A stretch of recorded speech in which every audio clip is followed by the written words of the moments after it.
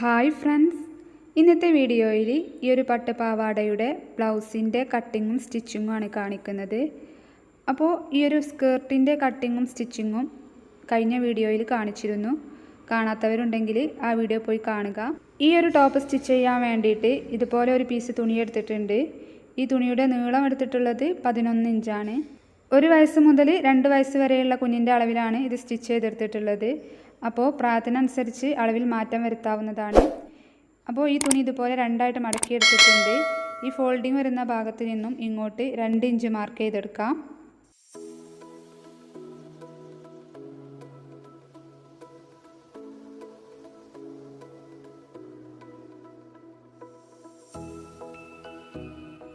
ഇതുപോലെ മാർക്ക് ചെയ്തെടുത്തിട്ടുണ്ട്. ഈ 2 ഇഞ്ച് മാർക്ക് ചെയ്ത ഈ ഒരു ഭാഗം ഇതുപോലെ ഒന്ന് മടക്കി വെക്കാം. ഇത് ബാക്ക് പാർട്ടിന് വേണ്ടിയിട്ടുള്ള തുണിയുടെ പീസാണ്. ബാക്ക് പാർട്ടിൽ ഹുക്ക് തുന്നി പിടിപ്പിക്കാൻ വേണ്ടിയിട്ടാണ് ഈ 2 ഇഞ്ച് വിട്ടിട്ടുള്ളത്. ഇനി ഇതിൻ്റെ മുകളിലേക്ക് ഫ്രണ്ട് പാർട്ടിന് വേണ്ടിയിട്ടുള്ള തുണി ഇതുപോലെ രണ്ടായിട്ടൊന്ന് മടക്കി വെക്കാം.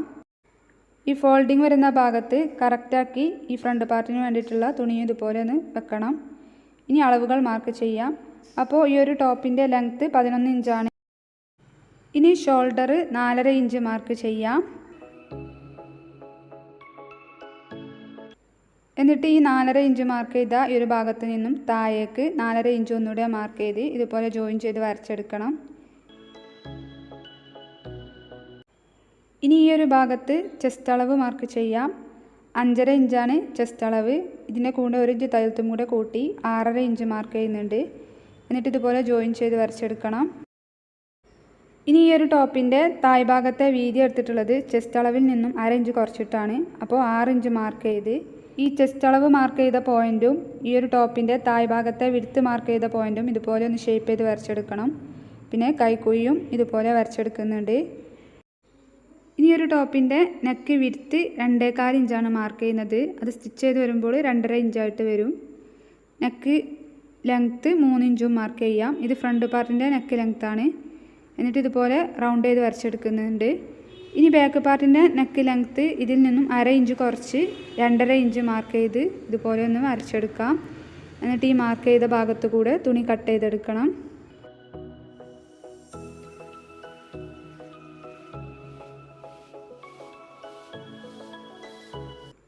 അപ്പോൾ ഇതുപോലെ കട്ട് ചെയ്തെടുത്തിട്ടുണ്ട്. ആദ്യം ബാക്ക് പാർട്ടിൻ്റെ നെക്കാണ് കട്ട് ചെയ്തെടുത്തിട്ടുള്ളത്. ഇനി ഈ ബാക്ക് പാർട്ടിനെ മാറ്റിയതിന് ശേഷം ഫ്രണ്ട് പാർട്ടിൻ്റെ നെക്കും കട്ട് ചെയ്തെടുക്കാം.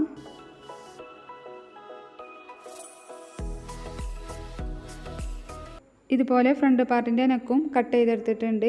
ഇനി ഈ ബാക്ക് പാർട്ടിന് വേണ്ടിയിട്ടുള്ള ഈ ഒരു തുണിയെ സെൻറ്ററിൽ നിന്നും കട്ട് ചെയ്ത് 2 പീസാക്കി എടുക്കണം.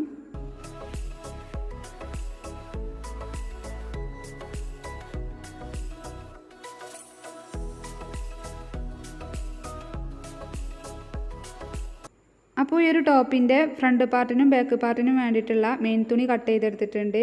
ഇതേ അളവിൽ ലൈനിങ് തുണിയും കട്ട് ചെയ്തെടുത്തിട്ടുണ്ട്. അപ്പോൾ ഇനി ഈ ഒരു ടോപ്പിൻ്റെ സ്റ്റിച്ചിങ് എങ്ങനെയെന്ന് നോക്കാം. ആദ്യം ഈ ഒരു ടോപ്പിന് വേണ്ടിയിട്ടുള്ള ലൈനിങ് തുണിയുടെ തായ് ഭാഗം റോങ് സൈഡിലേക്ക് മടക്കി സ്റ്റിച്ച് ചെയ്തെടുക്കാം.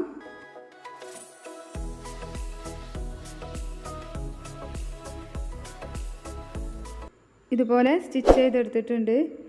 ഇനി ഈ ഒരു ഫ്രണ്ട് പാർട്ടിൻ്റെ ലൈനിങ് തുണിയുടെ നല്ല വശത്തേക്ക് ഫ്രണ്ട് പാർട്ടിന് വേണ്ടിയിട്ടുള്ള മെയിൻ തുണിയുടെ നല്ല വശം ചേർത്ത് വെച്ച് ഈ ഒരു ടോപ്പിൻ്റെ തായ് ഭാഗം ഒഴിച്ച് ബാക്കിയുള്ള ഭാഗം 1/4 ഇഞ്ചിലൊന്ന് സ്റ്റിച്ച് ചെയ്ത് കൊടുക്കാം.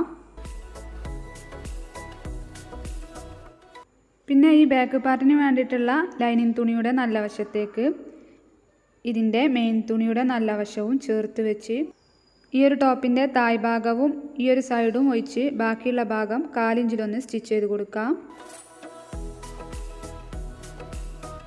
അപ്പോൾ ഇതുപോലെ സ്റ്റിച്ച് ചെയ്തെടുത്തിട്ടുണ്ട്. ഇനി ഈ സ്റ്റിച്ച് ചെയ്തതിൽ തട്ടാതെ ചെറിയ കട്ടിങ്ങുകൾ ഇട്ട് കൊടുക്കണം.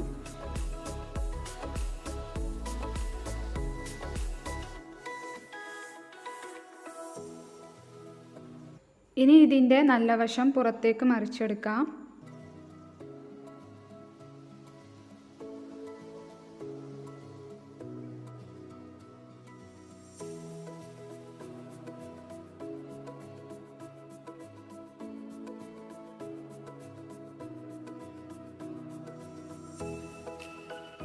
അപ്പോൾ ഇതുപോലെ ഫ്രണ്ട് പാർട്ടിൻ്റെയും ബാക്ക് പാർട്ടിന് വേണ്ടിയിട്ടുള്ള 2 പീസിൻ്റെയും നല്ല വശം മറിച്ചെടുത്തിട്ടുണ്ട്.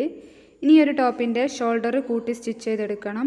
അപ്പോൾ അതിന് വേണ്ടിയിട്ട് ഫ്രണ്ട് പാർട്ടിൻ്റെ നല്ല വശത്തേക്ക് ബാക്ക് പാർട്ടിന് വേണ്ടിയിട്ടുള്ള 2 പീസിൻ്റെയും നല്ല വശം ചേർത്ത് വെച്ച് ഷോൾഡറിൻ്റെ ഭാഗം 1/2 ഇഞ്ചിലൊന്ന് സ്റ്റിച്ച് ചെയ്ത് കൊടുക്കാം. ഇതുപോലെ ഷോൾഡർ സ്റ്റിച്ച് ചെയ്തെടുത്തിട്ടുണ്ട്. ഇനി ഈ ബാക്ക് പാർട്ടിൽ ഹുക്ക് വെക്കാൻ വേണ്ടിയിട്ട് 2 പീസിലും 2 ഇഞ്ച് വിട്ടിരുന്നു. ആ ഒരു 2 ഇഞ്ച് ഇവിടെ ഒന്ന് മാർക്ക് ചെയ്ത് കൊടുക്കണം.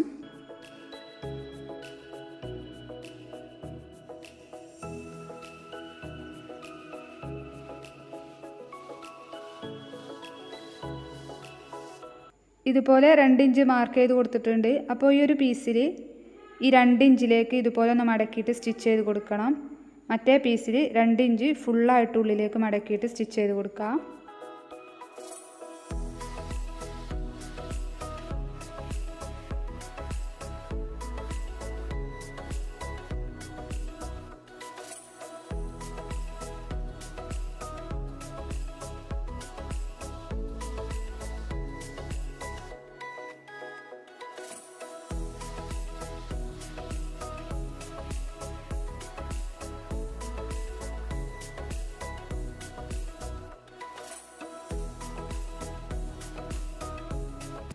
അപ്പോൾ ഇതുപോലെ സ്റ്റിച്ച് ചെയ്തെടുത്തിട്ടുണ്ട്.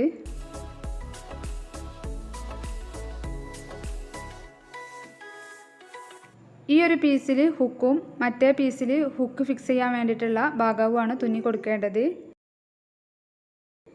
ഇനി ഈ ഒരു ടോപ്പിൻ്റെ 2 സൈഡും കൂട്ടി സ്റ്റിച്ച് ചെയ്തെടുക്കണം. അപ്പോൾ അതിന് വേണ്ടിയിട്ട് ഈ ഒരു ടോപ്പിൻ്റെ ഫ്രണ്ട് പാർട്ടിൻ്റെയും ബാക്ക് പാർട്ടിൻ്റെയും നല്ല വശങ്ങൾ ചേർത്ത് വെച്ച് ഈ ഒരു റോങ് സൈഡിലേക്ക് ആക്കിയിട്ട് 2 സൈഡും കൂട്ടി സ്റ്റിച്ച് ചെയ്തെടുക്കാം. ഇതുപോലെ 2 സൈഡും കൂട്ടി സ്റ്റിച്ച് ചെയ്തെടുത്തിട്ടുണ്ട്. ഇനി ഈ ഒരു ഫ്രണ്ട് പാർട്ടിൻ്റെ സെൻറ്റർ ഭാഗത്ത് നിന്നും 2 സൈഡിലേക്കും 2.5 ഇഞ്ച് മാർക്ക് ചെയ്ത് കൊടുക്കാം.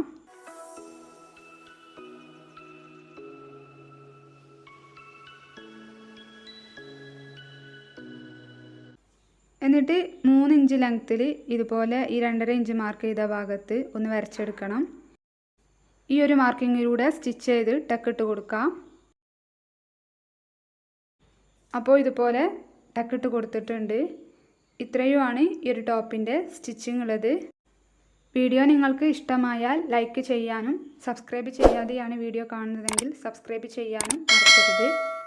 നോട്ടിഫിക്കേഷൻ കിട്ടാൻ വേണ്ടിയിട്ട് തൊട്ടടുത്തുള്ള ബെല്ലൈക്കണും കൂടെ ഒന്ന് ക്ലിക്ക് ചെയ്യണം. ഈ ഒരു ടോപ്പിൻ്റെ സ്കേർട്ടിൻ്റെ സ്റ്റിച്ചിങ് കഴിഞ്ഞ വീഡിയോയിൽ കാണിച്ചിരുന്നു. കാണാത്തവരുണ്ടെങ്കിൽ ആ വീഡിയോ പോയി ഒന്ന് കാണുക. അപ്പോൾ ഇതുപോലെയുള്ള വീഡിയോസുമായി വീണ്ടും കാണാം. അതുവരേക്കും ബൈ.